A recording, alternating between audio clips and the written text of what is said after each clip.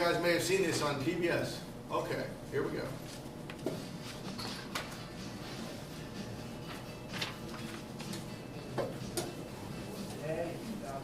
You need the lights. Go ahead. Need the lights. Lights. I'm going to start over. I had to get the sound in. The sound's not working. You barely see it with the lights. Yeah, I'm going to turn the lights off. Here we go. We're starting up now.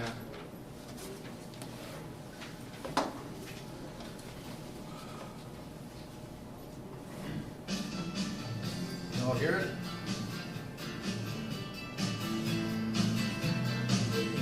Today, in 2012, almost 1 in 5 American adults, 20%, describe themselves as religiously unaffiliated. That equates to about 46 million adults in the United States. As my dad was moving away from his religion, and my mother as well, I guess, they brought us up less. It's difficult for me to accept all those things and believe in something and stay contained inside of that belief based on the, frankly, veiled threat that I'm going to go to hell if I don't. Religion just wasn't a part of our lives. I was baptized, but it was more just a reason to get the family together, and after that we never really went back. We're getting a growing group of people, perhaps as much as 1/5 of the adult population, that do not identify with some kind of organized religion. And that has a lot of implications for religion, for politics, and for society. It represents a very significant change. Today, about 1/3 of all American adults under the age of 30 describe themselves as either atheists or agnostics, or say they just don't have any particular religion. I mean, it used to be a lot more like religious, but no one really cares that much anymore, I guess you could say. I think religion is personally decreasing in politics, especially with the younger generation, my generation, and I don't think it has a place in politics anymore. The unaffiliated tend to vote more Democratic than the affiliated or than the population as a whole. And in a very close election, they can turn out to be very critical. It's a large group now, and it's a group with a definite partisan bias. When you can't get into office unless you profess your religion and talk about how religious you are, it's a very big problem for us. We are finding that the religiously unaffiliated outnumber white mainline Protestants, white Catholics, and even black Protestants among Democratic and Democratic-leaning registered voters. Let us pray. I often find organized religions can be hypocritical. I think growing up, on a good day I was an atheist, and on a bad day I was a hopeful agnostic. In the sense that God was something that I would wish existed on the days when I felt like I wanted help. For a long time, I was very uncomfortable with telling people that I was an atheist. The unaffiliated had become the new competitor category for religious institutions. And people feel okay about that. You know, once upon a time, if you didn't go to church on Sunday morning, well, you know, your neighbors looked at you askance. It would be wrong to think of them as consisting entirely of non-believers, for example. We know that many, if not most of them, say they do believe in God. Many of them have spiritual values. Many of them are actually involved in a religious or spiritual quest of a personal nature rather than a group nature. Here I am teaching people about what I believe is the spirituality of the body and and consciousness. I mean, if it had gone differently, maybe I'd be a minister. You never know. I feel like it's a very personal relationship, and I don't necessarily need to be sitting in a church to experience that relationship. I think that people who are leaving church, or people who call themselves spiritual but not religious, are raising really significant questions about faith, about community life, and about the future of religion.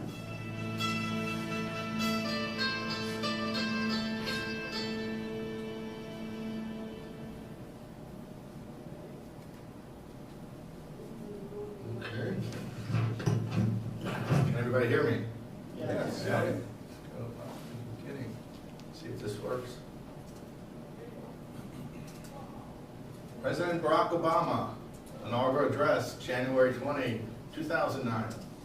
We are a nation of Christians and Muslims, Jews and Hindus, and non-believers. First time it was ever mentioned in an inaugural address. Unitarian Universalist Church of Annapolis, Humanists, group formerly known as, we can never decide what to call ourselves, Skeptics, Freethinkers, Agnostics, and Atheists, presents Reaching Out to the Nuns, Starting and Nurturing a Unitarian Universalist Humanist Group in Your Congregation. My name's Clifford Andrew. I got a website. I'm going to download all this stuff too, including this talk, our UU Humanist service that we did, the PowerPoint presentation if you guys are interested. I'm a naturalist, a scientist, a neurologist, Unitarian Universalist, and a humanist. And the main point of this talk is Unitarian Universalists and the nuns, we desperately need each other. I personally believe UUism is on the way out unless we make some drastic changes. And I don't think we're going in the right direction. Unitarian Universalists, this is a Wikipedia definition, a theologically liberal religion characterized by a free and responsible search for truth and meaning, unified by a shared search for spiritual growth. That's pretty good. Wikipedia. Nuns, a label for a diverse group of people who do not identify with any of the religious options in the American marketplace. Irreligious, unreligious. Some people say, what is that? Apatheist. Apatheistic. Okay? And then we'll find out. That's very As in interesting. apathetic? Yeah, well, it's an interesting term. This is from the ARIS 2008 study that we're going to be talking about today. So let's first look at where UUs fit in with this big picture, and we'll look at the nuns and the seculars and the humanists. World religion global distribution. Of course, we've got the Catholics. Let me do this. My pointer here. Where's my pointer? Here it is. Of course, the Catholics started out here in Europe, and now look at South America where our Pope is, you know. Look at that. The purple is Catholic. Orthodox Christianity is, you know, Greek Orthodox, Russian Orthodox, Protestant. So U.S. is primarily Protestant. We have several countries that are mixed, Protestant and others. Sunni Islam is the dark green. Shiites on the light green. Other Islamic groups. I'm not sure anybody know what this is on the Horn of Africa, whatever that is. We've got Hinduism. Judaism, you can't see, it's a little red dot over there. Chinese religion, and then different brands of Buddhism. Theravada, Mahayana, and Vajrayana Buddhism, and nature religions, and then other groups. Okay. This is sort of a composite of the relative size of different groups. This is everybody. Okay. This is the Abrahamic religions, and Islam, and Christianity, and as I'm going to show you blow up later. You want to see UUs? I'll show you a blow up later. This is us right here. This little dot right here. Okay. 630,000. You know what this black one is here? Next slide. Oh, I should have done that. Yeah, that black, we'll see you later, next slide. So, Unitarian Universalism, we're 0.1% of the global religions, 630,000. It's hard to come up with a real number. U.S. is saying around 300,000 worldwide, maybe somewhat above 300,000, we're not sure. Rastafarians are bigger than us. I'm going to let you guys guess the last five. Mormons, we'll just go through the Judaism. We're going to ascending order here. Orthodox Christian, Anglican Christian, 73 million, 120 million Shiites, 329 million Buddhists, indigenous, 500,000. That's interesting. 500 million. East Taoism, 500 million. Okay, let's do the last four. Protestantism is 580 million. What do you think number 4 is? I guess. Hinduism, 830 million. Number 3, somebody said Catholic? No? Sunni Islam, okay, what's number 2? Catholicism, what's number 1? Secular, non-religious, 1.1 billion. Lots of people out there who don't believe in anything if you ask them. And if we look at that picture blown up, okay, this is from National Post, 2012. So this is that picture blown up that we were looking at before. So here's the Unitarian Universalists right next to the Rastafarians and the Wicca. Wicca is bigger than us. And over here you got the secular, irreligious, agnostic, atheist, 1.1 billion. Atheists are 146 million. And then this blue down here I cut off. These are the Abrahamic Christians, Islams. Okay? So what's happening to Unitarian Universalism in England? Steady downhill trend, the first decade of the 21st century. Less than 6,000 members in 2004 in England. Only 180 congregations remain. They average 30 members apiece. 50% over 65. They are definitely on the way out. Are they on the verge of extinction? Yes. Yes. Have American Unitarian Universalists fared any better? Well, somewhat, but I think they're a little bit ahead of us. We can throw in questions if you have a question along the way. This is UUA membership for the past, 40, 50 years? So we peaked at, 0.1% in 1965. We've gone down 33%. I'd say we're stagnant for the past decade or so. So this is our president saying membership has fallen for the third consecutive year. Overall membership falling from 162 to 162 from 164. We'll see some more on that. Is that a statement on his leadership? I don't think I can't blame it on one person. No. We talk some more about where that's coming from. According to the 2011 UUA report, membership continued to slow downward trend for the third consecutive year. Congregations were down from 1048 to 10. Well, that's not big, but the membership, that's what we just saw, 1.9% down. And Peter Morales says, and I think this is a true statement, culture is moving our way theologically and socially, but not institutionally. Or as we're going to see, that's what this talk is all about. How do we capture those people in a moving way? Because I honestly believe they should be Unitarian Universalists. This year, you just guys heard at the annual report this morning, Joseph Priestley District, one of the strongest in UUA, declined in adult membership from 14,997 to 14,792, down 2.4% last year. We're not growing.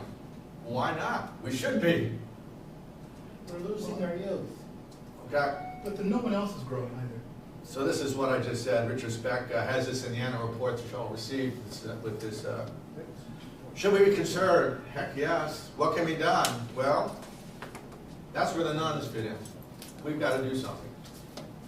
So we're going to go to this report that was in that film you saw at the beginning, the ARIS report, the American Religious Identification Survey. They've been doing this now for 15, 20 years. The most recent was from 2008, done by Trinity College in Connecticut. A really good, is he an atheist or an agnostic professor there who runs this. U.S. population shows signs of becoming increasingly less religious over the past 18 years. Christianity down from 86 to 76% of overall population. Challenge to Christians came not from other religions, but rather from a rejection of all forms of organized religion. 1 out of 5 Americans failed to indicate a religious identity in 2008, and we turned them to nuns. None of the above. When you ask them, what do you believe? What religion are you? None. So they broke down this nun population a bit to see exactly what it consists of. And this is all, I'll put this all up on that website. This is available to you. So this is the profile of the no religion population, up from 8.2% in 1990 to 15% in 2008. About 1 million nuns added every year in the United States. This is all United States. 22% of the younger people identify themselves as nuns. It's the younger people that are doing this. 42% of the nuns are either agnostic or atheist. These questionnaires you're filling out, we have the soft agnostics, the hard agnostics, and the atheists. The nuns, they're not the majority of that, they're a mixed group. There are some theists and some deists in there. Let's see, here we go. 24%, a lot of UUs are deists. They believe in, a higher power, a Jeffersonian type of God. A lot of nuns are like that. So this, if you have the 42 and the 24, you're talking about 68% of the nuns. That's a lot like UU.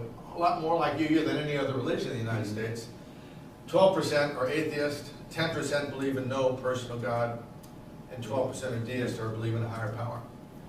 Belief. So this is the questionnaire you guys are going to fill out at the end when we turn the lights on. I don't think you can see those blue things in the dark. Regarding the existence of God, this is the way they termed it in the ARIS survey 2008.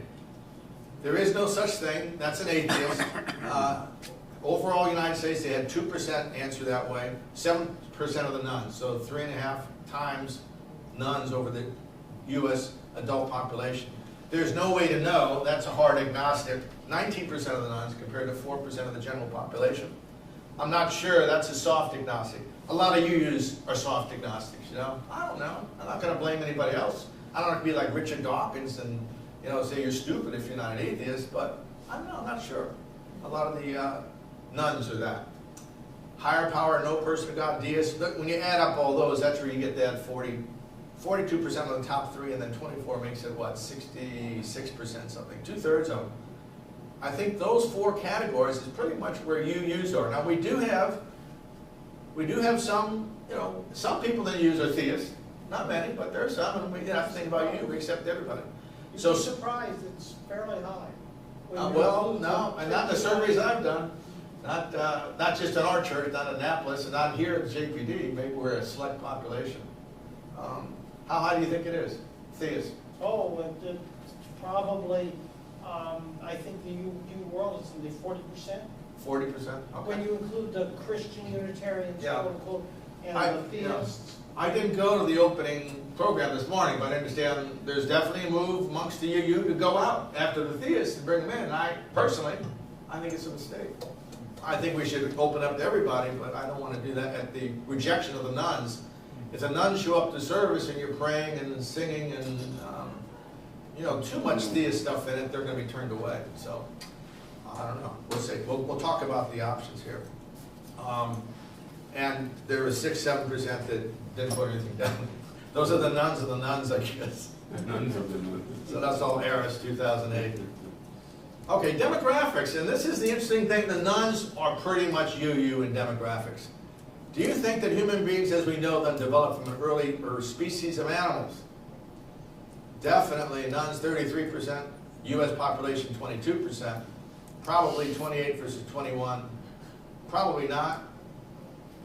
Definitely not. There's still some nuns that definitely do not. I don't know. What do you think UUs would, if you did that across the UU? I would say probably 90%. Would you think? I would think it'd be even higher than that. Yeah. I'd be surprised, but I don't know. Nobody's done that. Why don't we? You know, when we first did this survey that you guys may have filled out, I asked our minister, Fred Muir, a couple of years ago, why don't we do a survey and see what people? He said, well, why would you want to do that? I want to know. I want to know what we think. You know, so we know where to go and what we should strengthen. So. And again, none of the nuns refused there with same results. But pretty much the nuns are shifted towards a belief in evolution over the U.S. population in general. Again, this is all from ARIS 2008. Demographics, part 2. Political party preference. What do you think? Are nuns more Republican or Democratic or Independent? Democrat. All right. I think they probably elected Obama both times, or you know, or a major portion, major portion. So this is, it was hard to print this one out. This is out of that ARIS report. So the dark blue is Democratic, light blue is Republican, light blue is Independent, and the greenish is sort of none of the above. So U.S. adults is at the top. 1990 ARIS up to 2008, and you can see Republicans are going down amongst the U.S. population, Democrats staying the same. Independents and whatever other is are going up. Democrats hadn't changed that much, but in the nuns, yeah, the Democrats increased, Republicans went way down, and the independents have stretched a little bit. So they are definitely, I think, UU demographically oriented. And this is an interesting quote. See if you know who said this. Church has become a brand name. A new generation of Americans associates church with insecurity, hypocrisy, and narrow-mindedness. The nuns are spiritually hungry people who have been turned off by the church. By and large, this exploding demographic is politically progressive and accepting of homosexuality and cultural diversity. They are us. They are us. The number of people who are in sympathy with the core values of Unitarian Universalism is shooting through the roof. Our values are being embraced by a new generation. This is our historic opportunity as a faith. But while our values are embraced, these new nuns are not joining congregations. They are very suspicious of church. This is our historic challenge. Yeah. So I just don't see how you can have this attitude and at the same time try to bring, you know, theists in and change. I don't know. We may have to go to 2 different kinds of UU churches. I don't know. That's what I want to sort of get from you all today and exchange with each other. How do we do this? We're missing a big opportunity. The nuns are passing right through and just dropping out. Well, because in the morning session, they said that 88% are not looking for an institutional spiritual home. They're not interested. Okay. I bet we can all name examples of people we know. We started this skeptics, free thinkers, agnostics, and atheist group. There's a guy, we put it online. A guy just searched for atheist in Annapolis, found our group, came. First minute, he liked what he saw in UU. He liked it so much, he came to a meeting with our minister, and he said, why don't you have a naturalist science camp for the kids? And Fred Muir said, well, that's interesting. I've been thinking about setting up a Camp Beagle for years. And because of that, we started a Camp Beagle at Annapolis. It's been running 3 years. It's because a nun saw it and came in. Now, they're not all going to come. You know, maybe 10% would. But right now, we're getting none of them because we're not going out after them. And my counterpoint is, well, to the person who presented that this morning, was, well, if you get a third of that 12%, UU doubles over. Double or triples, or yeah, absolutely, yeah, you're right. But it is a problem because they are not seeking. They're not seekers at this point. You have to let them know, and we have to go out by means other than newspapers because they're not reading newspapers. They're on Facebook and internet and LinkedIn and Meetup and things like that. What nuns believe and what they lack. Now, this is a generalization. This is me sort of summarizing it. Certainly secular humanists and a lot of the nuns, not all of them, believe in a natural world free of supernatural mystical elements, no God, soul, spirits, afterlife. And the way I've broken this down is you can say that about some of the nuns and secular humanists. You can't say that about UU. UUs, we accept everybody. Science, empirical evidence, human logic, rationality, reason is the primary guide to truth. You know, secular humanists would take that, but UUs, we'll let everybody take their own pathway to truth, whether it's prayer or meditation or paganism, however we do it, you know, leave it up to the individual. Now, I think we both accept a progressive humanist ethic. I mean, who wouldn't? Goodness because it's right, not because God tells us to do it or for fear of repercussions. What the nuns lack, what secular humanists lack, is a regular community. And that's what I call religion. The word religion has a bad name, but the atheists out there, a lot of them are just sitting in their basements grumbling about the fact there's no God, and that doesn't do anybody any good. They don't have community. One of the first meetings our group went to was Greg Epstein, who wrote Good Without God. He was speaking at the First Unitarian Church in Baltimore, and he was bemoaning the fact that he was the humanist chaplain at Harvard, and that's good. You have a cohesive group of humanists there. But once these kids get out of Harvard, there's no real organization that they can really work with and do the kind of things that you used to, as far as social act. There are some groups, but so they lack the community in general. And they also, I think, lack a framework for sharing the sense of wonder in the natural world and all its dimensions within and without us. And that's my idea of spirituality. They lack religion, they lack spirituality. I don't like either of those words, but I think they need to get some of that. And I think UUs have a lot of that. So are you going to discuss to what extent are these four key differences? Okay, we're going to get it. If I don't answer it at the end, you ask me, okay? This is, again, I think out of Wikipedia thing. In spite of the freedom and diversity of this religion, there are basic theological and philosophical concepts which should be considered to form the core of UU identity. And I think this is pretty true. The universe is a beautiful, intricate, complex place, the foundations of which remain a mystery. The whole truth is too large and our human brains too small to grasp it all. Therefore, be open to various approaches to understanding. I think a lot of UUs feel that way. Most secular humanists, scientists, naturalists like me would not take that stuff in italics so seriously. I mean, I think this idea about it's too mysterious, we're never going to understand it. I mean, we don't understand it now, but you don't give up. Science is going a long way. So I think that's a UU attitude. I think a lot of the nuns would not accept that. If the universe can be said to have a purpose, its purpose is for us, not against us. It is for and not against us all. That's sort of a UU concept. It's not our 7 principles. But I think a scientist would say, you know, maybe the universe doesn't have a purpose. You know, maybe it just is. You know, accept it. So we have to be careful. Given how little we can know for sure, our focus should be on this earth and life, beauty, justice, and love. That's a real humanistic type of viewpoint of view. I think a lot of the nuns would accept that. I think UUs tend to accept that too. So we agree on that one. We claim the rational, eschew the irrational, that which is contrary to reason. I don't know UUs always do that. We've got all kinds of people in UU. We therefore question the non-rational, that with neither provable, disprovable, God, soul, afterlife. There's plenty of people that in UU who accept supernatural things. So the 7 principles, again, a lot of this sort of summarized off Wikipedia, what the public thinks about Unitarian Universalism. We have our 7 principles. They're basically in 3 areas. We do have a system of progressive humanistic ethic, social action for individuals, institutions, society, including inherent worth and dignity, compassion for every person, principle 1. I think everybody would agree with that. Justice, equity, conscience, democracy, peace, liberty. Who's going to argue with that? I don't think anybody would disagree with that. Environmental justice, great. UUs and nuns would agree with that. Here's where we sort of go our ways. UUs feel free and responsible church for truth and meaning by whatever means. Do whatever you want. We don't say science is real, science is the way. We don't take stand. That's up to the person to make their own mind up. Left up to the individual. And I think if you have that attitude, a lot of the nuns are going to be turned off. Acceptance and encouragement of one another's spiritual growth.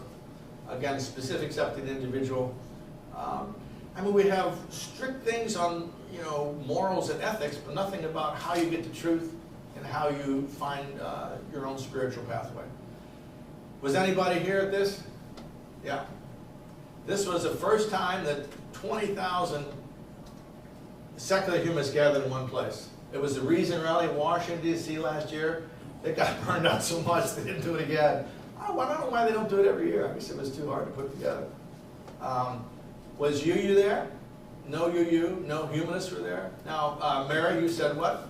Well, the humanists, by that point, were already members of the Secular Coalition for America. Secular Coalition. And Secular Coalition was there, so in that sense, they were there. In that sense, but we didn't put our foot out and say, we're Unitarian Universalists, and some of us are atheists, agnostics, and secular humanists. The first Humanist Manifesto was what? Over half of the people were Unitarian Universalists when they set it up. And I think we're not continuing in that direction. Yes, but a lot of UUs, my former congregation, somebody addressed the service, and they asked people to put up their hands if they were theists, and most of the hands went up, and asked if they were humanists, and most of the hands went up, because a quarter of them considered themselves to be both. Theist and humanist. I don't know. To me, that's sort of a contradiction from the definition of humanism. Maybe they don't know what it means. You can be a deist and a humanist, but I don't think you can be a theist. Believing in a personal, supernatural God, and believing only in the natural world. What's the definition of humanism? Somebody want to give it to me? Mary, you're pretty good. What is it? I'll just go back to kind of my 2 lines for the elevator speech, which is this world is all there is, and it's enough, which doesn't make any room for theism, and that we have the ability and responsibility to try to make this world a better place. Yeah. That sounds like a pretty good summary definition. Yeah, but some definitions will say that that the improvement of the human condition is, and the understanding of the human condition is the primary role of humanity. Okay, but I just don't, I disagree with that. I don't think Catholics are humanists, even though they may be working for humanity in general. But we can talk about that later. All right, what can we gain from each other? Well, I think the nuns could gain some from us, and we could gain from them. They could get an improved understanding of empathy and respect for those with differing worldviews. One of my pet peeves with the atheists is if you don't toe their line, you're stupid. You're derogatory. They denigrate you. Richard Dawkins, and I love Richard Dawkins, but I just think his attitude towards people that don't see eye to eye with him is wrong. Unitarians would never have that. We could obviously go from 0.1% in the direction of 17.5%. We're not going to get there. A lot of them will never be UUs. Probably 99.9 will be UUs, but you're right, we get a portion of them. Why do we want to grow? Well, I think we do good things. The social justice, the social action that we do, We could do it better if we had more than 0.1% of the population. Nuns would gain acceptance into a community, a cooperative network for compassionate social action and personal enrichment. And we would get individuals with a common ethic with whom we can collaborate in social justice for the common good. And I would hope that some of the atheists would have an increased appreciation, a sense of wonder, whether you call it reverence. I mean, the words mean a lot. And I think I would wish that Unitarian Universalists would go a little bit more along the direction of science and logic and reason is really what the world's all about, but that's just me. What can we do to try to get together? We can improve outreach within our existing UU congregations. This is a conservative approach.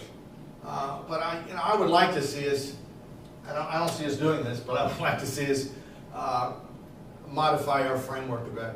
I think words are important. When I invite some of our atheist friends from the Naval Academy to our church, and they hear a lot of God and spirit and prayer and sacred, they're not going to come back. And a lot of the nuns are not going to come back. And so I think someone on that side would say, well, that's too bad. They can go, what was the comment? They can go to... Starbucks on Sunday. They go where? Starbucks on Sunday. Starbucks on Sunday. And I just think we're missing a big opportunity. We can use words. I mean, there is stuff that's quote-unquote sacred and out there. It's the cosmos. It's life. It was Adams who said, Douglas Adams said, can't we look at the garden and realize it's beautiful without thinking there's fairies underneath the whole thing? I mean, the garden is beautiful. That's the spirituality of the whole thing. Ritual, prayer, soul. We can talk about thought, reflection, mind. I mean, some of us don't even believe in mind, but I don't mind using it. I'm a neurologist. Okay, I'm okay with mind. Church. We've talked about this. We're the Unitarian Universalist Church of Annapolis, and that turns off a lot of Jews and secular humanists, because the foundation of that word is a Christian body. So I much prefer fellowship, congregation, society, that sort of thing. The foundation of our denomination is a Christian notion. But that there are some who can still consider us to be Christians. Right, but our name is Unitarian, but we're not Unitarians in the historic sense, are we? We don't all believe in one God. Some of us are. We're not Universalists. We don't all believe in everybody's going to heaven. But I think is the word church really a Christian term? Yes. Yes, it is. I think it sure is. I think it's sort of it's modified over the years. If you look it up, that's not what you get. Okay. We had a whole discussion of this at our church. Okay. And for Unitarians, I mean, it doesn't mean Christian. Does not mean Christian. But for a Jewish person who's visiting a place and sees the word church, that's going to be a red flag to them. And if we want to invite other people, then maybe that's one thing we should do, is change the language. Yes, sir. A lot of people have had really bad experiences with churches, quote, churches, so it carries a lot of baggage. Right. Now, this is the main thing. I mean, I think we should all be forming humanist, naturalist, what's UUU? Unitarian, Universalist, Universaling organizations within your congregation. We're Earthlings, we're also Universalings. How many here, show your hands, just one for each group. How many have a humanist group in your church or congregation? Are you together? And Mary, are you with anybody? We're with you. Okay, so we got 3 or 4. I mean, I don't know why we shouldn't have one in every congregation in JPD. So that's one of the things I'd like you to fill out on your blue form. I want to hear whether you have one, whether you'd like to have one, and whether you'd like to help get one started. And then we need to communicate with each other. Again, we used to be skeptics, free thinkers. We spent months arguing about the name. We do book discussions. We meet twice a month. We've read 24 books on the back table there if you want to see the 24 books we've read in the past 3 years. The list is back there, and they're on sale in the other room. We have a February Free Thought Film Festival every year where we pick out films that are important to humanists. Inherit the Wind, Agora, Monty Python's always good, Meaning of Life, that sort of thing. We're so lucky to live in this area. I mean, especially people in the southern JPD. The ones in Pennsylvania are a little bit tougher, but there are people come to Washington, D.C., 5 times a year. You see Dawkins, Neil deGrasse Tyson. We saw Sam Harris. our group has seen all the famous authors. They come to Washington. We just saw Lawrence Krauss, Universe from Nothing. So we take field trips when anybody's in Washington. We always go. We coordinate with Center for CFI. What does it stand for? Center for Free Inquiry. And then for the first time this year, we did our first humanist service at the church. And we had to do a little fighting to get it in, but it was really good. We advertised it as a Bring the Nun to Church service on our vernal equinox. We gave all the nuns and the people that brought the nuns in a flower for the vernal equinox. And I got that on tape. I'll probably put it up on this website too. And as I mentioned, we started a vacation Darwin school, a science camp for the kids 1 week. It's purely volunteer. I'm a doctor and I go there the whole week because I love to do it. One of my favorite activities, we do caveman in the afternoon. The kids run around like cavemen and we teach them about Australopithecus and the previous hominid species. One of the things I like to tell the kids is if you say great, great, great every second, after a day and a half you can say grandmother and then you're at Lucy. That's how long it takes to get back 3 million years ago when Lucy was our ancestor. What can we do together, part 2? Recruitment of these community nuns who would otherwise pass through. Very good point. Most of them don't want anything to do with anybody. Okay, so you know it's a losing battle 95% of the time, but that 5% can really make a big difference. And if we don't try, I think we're going the way of the Unitarian Church in England. Newspapers are not really too good a thing, as we discussed. Social media, Facebook, Meetup, LinkedIn, outreach, assistance, formation of local groups, colleges, universities. And I want to tell you about one of our groups that we started. 2 years ago, our minister got a call from the Naval Academy. Every summer in July, when the new plebes come into the Naval Academy, they have their first religious service. Big gathering of all of them in one big room. And the chaplains tell them about what the different services they have and where they can go. And then they have to say whether they're Catholic or Protestant or Hindu or Muslim. There was never anything for somebody who was a non-believer. So they said, we'd like your church to help us get a non-believer group started. So we went down there, and this is the picture of me next to, this kid was a Unitarian Universalist from California. He was a upperclassman at the Naval Academy. He was trying to get this group started. We thought we'd get 1 or 2 plebes willing to stand up and say, yeah, I'm an atheist, I'll go to that group. We were mobbed by 70 Naval Academy people at this table. And we had meetings every week through the summer. We showed Monty Python videos and had discussions. We met for 7 times. And we did it again last year. Last year we had 50 kids coming every week for 7 weeks. So if you give them the right things, they're interested. Now these kids will probably drop out. Once they're out of the Naval Academy, they'll have learned enough about the important things. They may not go to any formal religion, but they'll remember that. I remember when I was a junior in high school, I went to a pre-collegiate institute in ecological studies in Denison, Ohio. At that point, I was a Presbyterian. This was before I went to college, so I didn't know much of anything. And what we did at this pre-collegiate institute, they would take us to different churches every Sunday. We went to Methodist, we went to Catholic, we went to Jewish Temple. One of the churches we went to was a Unitarian Universalist church. And one of the professors at the campus, Denison University, was an atheist. And he went to the Unitarian church, and we were so, what the heck is this atheist doing going to a church? Well, that stuck with me for 30 years. When I got to, start my own family and wanted the kids to know what to learn about religion rather than learning it from the kids in school, I went to the Unitarian Universalist Church in Annapolis. So the things we're doing with these kids today may not, they may not come back right away, but it will eventually come back to us. This is the picture of us last summer. We had 50 kids every week. They call themselves the Naval Academy Freethinkers and Atheists. They don't have humanists in their name yet, but.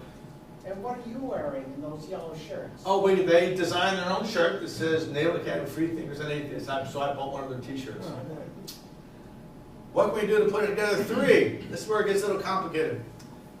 We obviously need to work with all the national organizations. There are a lot of them out there. And I was telling Mary today, we should just dissolve all these groups and start it over again, have one big umbrella and have little groups throughout the country. It's not going to happen. So we're going to be competing and criticizing each other. But anyway, help out all the groups, all the humanist groups you can. UUA and Humanists, first of all, we have to get organized, but then we have to, coordinate with American Humanist Association, Center for Inquiry, Secular Alliance of America, Richard Dawkins Foundation. There's a lot of them out there. Never again miss a national reason rally. I know we were there as a secular coalition, but we should have been there. UU Humanists should have been there in name. We should have had a booth. We should have paid for it. It's important. Anybody know what this is? What do you think this guy is? Nailing something up on the... Oh, Luther. Yes. Martin Luther. So this is the radical step, and I don't know if we're going to take this, but I'm going to put it out. We're right there on TV. This is going out to the UUA. Amendments to the Unitarian Universalist congregational bylaws and formation of new separate UU Humanist ethical societies. So before I get into that, let me just go over some history here. So what did Mitt Romney say while he was running? Well, I think there is in this country a war on religion. I think there's a desire to establish a religion in America known as secularism. And I know that based on reports the Obama administration gave us a lot of thought, a lot of discussion. Now, if you take a Gallup poll of voting in candidates' religions, would not vote for, are you ready? You guys have seen this before. Baptist, 7%. I don't want a Baptist president. I'm not going to vote for him. Catholic, I'm surprised. 7%. Just think when Kennedy was running. 40% wouldn't vote for a Catholic, but times have changed. Jewish, 9%. All right. We never had a Jewish president. No. Mormon, 22% would not vote for a Mormon. Muslim, 46%. Yeah, that makes sense. Who's bigger than the Muslims? Atheists. 49% atheists. But that's better than 50%. We're moving up. We're getting better. And that's the Pew Research Center. So the congregational bylaws amendment would be sort of like a welcoming congregation. And this is, we're not going to do this. I just put this up for food for thought. Whereas atheists and non-believers are among the most feared and despised groups in our country, suffering discrimination at home, in the workplace, and community at large. Whereas many individuals with this worldview remain afraid to come out to family, friends, co-workers, fear of retribution. I'm not going to tell my patients I'm an atheist. The farthest I'll go is talk about evolution. Well, you believe in evolution, Dr. Andrew? So we're all in the closet. And I think the more of us come out of the closet, probably the better it's going to be for us all. But that's where we are.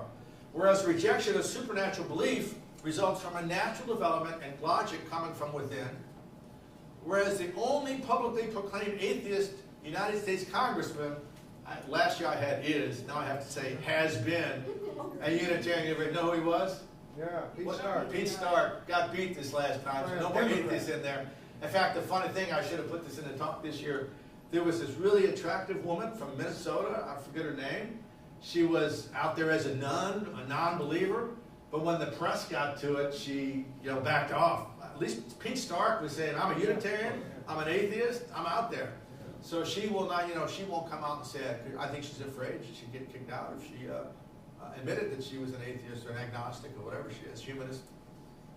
Whereas acceptance by atheists of a natural worldview and a humanistic ethic is consistent with our UU principles, and whereas a large proportion of Unitarian Universalists share such a natural worldview and humanistic ethic, now therefore be it resolved that Unitarian Universalist Church of Annapolis, maybe next year, is a reason-affirming congregation committed to, you say, to address the needs of agnostics, atheists, brights. Anybody know what a bright is? No. It's sort of a bad term. There's a brights network. They don't like the term atheist any more than anybody else does, but I think bright implies you're smarter than everybody else. I think it's an awful term. They call themselves brights, and the people that believe in supernatural are supers. So I wrote these guys that you should change from brights to naturals. You're naturals and they're supers. Freethinkers, naturalists, non-believers, secular humanists, and skeptics. Incorporating their experiences as religious humanists throughout all church programs, including religious education. We talk about religious humanists versus secular humanists. Supporting them in their right to respectfully reveal, express, and discuss their natural worldview without fear of retribution, and engaging in outreach to them both within our congregation as well as in our surrounding community. By actively supporting affirmative organizations and by speaking out publicly when their rights are in jeopardy. So maybe some church will do that sometime. Two of the books that I like very much, anybody read these books by Bill Murray?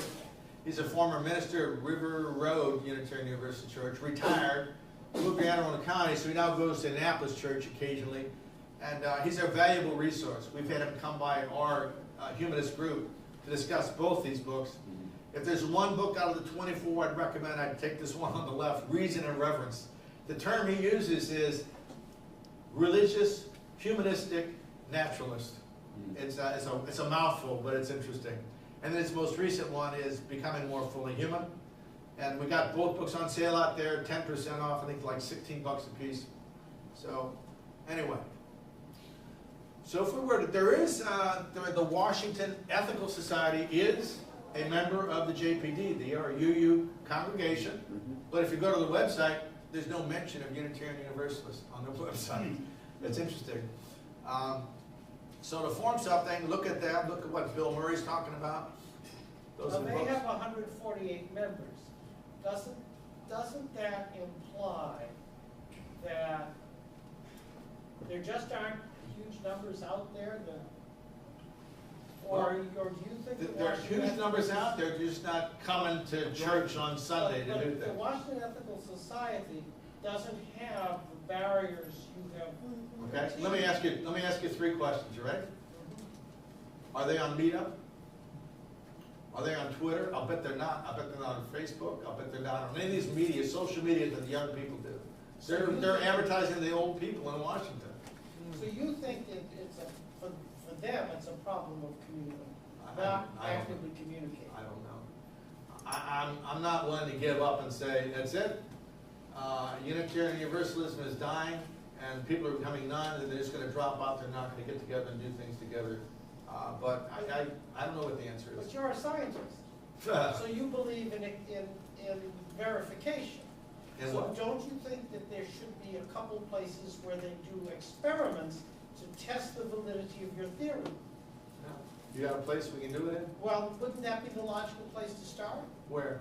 The Washington Ethical Society? Yeah, I think we can talk about it. We're going to have some discussion at the end, but I'd like to have a meeting there and talk to them. And maybe get another ethical society started, for example, in Anne Arundel County, northern part of our county, and see what happens. See if it takes off. If we go out there and advertise this as science-based, group, maybe we will. I don't know. Yes. Does your organization have a Facebook page? Yes, we do. We have a Facebook page. We have a Meetup group. We have a LinkedIn group. Yeah. So just go, if you go to Facebook and search for UU Humanists, you'll find us on Facebook. All right, so if we were to, form a society, and I don't think the Ethical Society of Washington has done this. I don't think if you go to the website, there's nothing about the 7 UU principles in their website. They're basically just, it's hard to know exactly what they're doing. But if we were to do a UU Ethical Society, principle number 5 would be pretty much unchanged. It's a humanistic ethic. I don't know exactly which one it is. Number 6, responsible search for meaning and truth. I think we'd have to put something in about using science and reason is the main process to how we find out what things are really happening in our natural world. Spiritual growth, development of natural world, we have to probably modify some of these principles. We'd add something about appreciation, wonder, and reverence. There's nothing in the 7 principles about wonder. Do your own spiritual growth. We don't have anything in our principles about sharing what we believe without proselytizing or evangelizing. And I think we need to talk to people what we believe. We're sort of afraid to do that because we don't want to step on anybody's toes. We have to treat them with empathy and respect. I'm getting lost here. Are these over here to the left? Is our principle? 5 is ours. I'm going to summarize it later. Yeah, 6 is ours. No, 7 is responsible ours. search for meaning and truth is not 6 is 4. That's why I'm getting confused. You must, I took it out of the, I thought I had that right. Am I wrong? It's 4.